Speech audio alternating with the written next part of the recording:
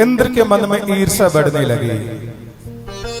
तो इंद्र ने क्या किया कि ऋषभ देव के शासन काल में समय पे बरसने वाली वर्षा को रोक दिया। काल दुकाल पड़ने लगे, अन्न जल की कमी आई, भूखमरी व्यापने लगी, आम जनता आई, अपने दुखों को महाराज को निवेदन किया। तो उस समय ऋषभदेव भगवान ने ध्यान लगा के देखकर इंद्र की करतूत को जान लिया। उन्होंने अपने तपोबल से, तेज बल से समय समय पर वर्षा को बरसा लिया। इंद्र ने आकर के देखा तो सारी धरती फसल से लहला रही है, नदियां बह रही है, झरने बह रहे हैं, वृक्ष फलों से पल्लवित हो रहे हैं, बड़ा सुहावना वातावरण। तो इंद्र ने समझ लिया इनसे बैर करना हितकर नहीं होगा, इनसे संबंध जोड़ लेना चाहिए। तो देखिए इंद्र के एक बेटा और एक बेटी है। बेटा का नाम है जयंत और बेटी का नाम है जयंती। तो अपनी बेटी जयंती का विवाह शुभ लग्न बेला में इंद्र ने ऋषभदेव की शादी कर दिया और संबंध जोड़ लिया, विरोधाभास मिटा लिया। तो ऋषभदेव भगवान जयंती के साथ सदग्रस्त में रहते हुए उन्होंने सत्य संकल्प से पुत्रों को जन्म दिया और ऋषभदेव महाराज के 100 बेटा हुए। इस पृथ्वी का जो मध्य भाग है उसको ब्रह्मावर्त क्षेत्र कहते हैं।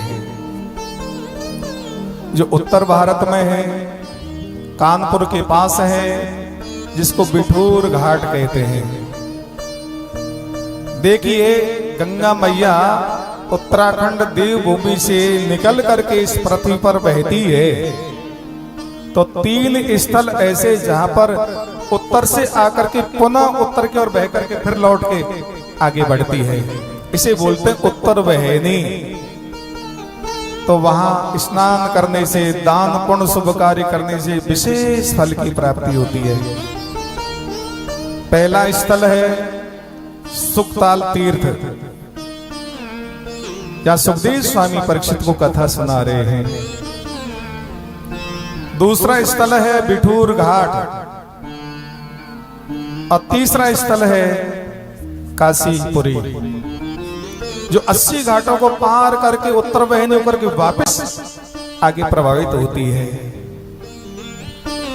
तो ऋषभदेव महाराज ने विचार किया कि सारे आम जनता को पुत्रों के बहाने आत्मबोध कराऊं, प्रवचन सुनाऊं, धर्म से बड़े बड़े संत महात्मा योगी महापुरुषों को आमंत्रित किया और भरी सभा में खड़े होकर के पुत्रों को निमित्त बना करके और ऋषभदेव भगवान बोलने लगे, नायं देहो देह भाजाम त्रिलोके कष्टान कामान अरते बिटभुजाम ये तपो दिव्यम पुत्रकायेन सत्यम शुद्धेति यस्मात् ब्रह्म सौख्यम त्वनन्तम। हे बेटाओ, ये मानव शरीर क्यों मिला है और इसको प्राप्त करने का क्या उद्देश्य है, क्या लक्ष्य है? यदि से मानव शरीर को पा करके खा लो, कमा लो, संतान बना लो और संसार के सुख भोग भोग लो और चले जाओ, इसलिए नहीं मिला कि माता पिता मिल जाएंगे, लख 84 माई, गुरु सेवा और बंदगी फिर मिलने की नाय।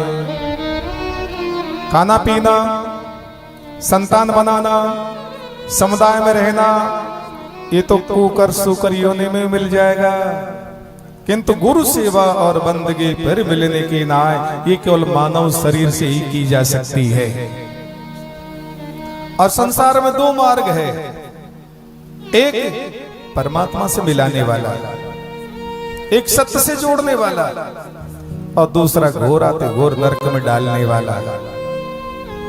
जो सत्पुरुषों का संग करेगा, सत्य को जीवन में धारण करेगा, भगवान की हरि कथा सुनेगा, प्रभु का पावन नाम जपेगा, स्वरूप का चिंतन करेगा, उन्हें भगवत धाम की प्राप्ति हो जाती है।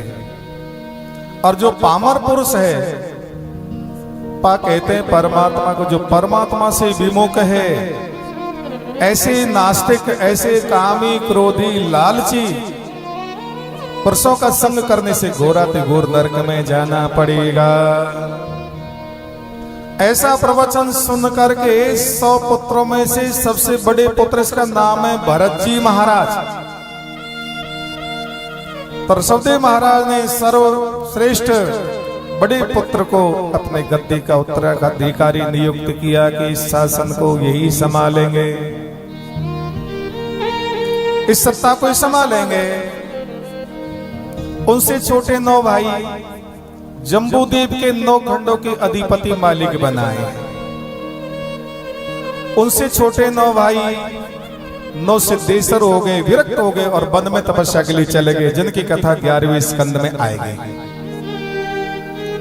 उनसे छोटे 81 भाई कर्मकांड विशुद्ध ब्राह्मण स्वभाव को प्राप्त हुए, यज्ञ अनुष्ठान करने में लगे। और ऋषभदेव भगवान प्रवचन सुना करके सारे पुत्रों को भगवत भक्ति से जोड़ करके, स्वकर्म में जोड़ करके आगे प्रस्थान जंगल में कर गए।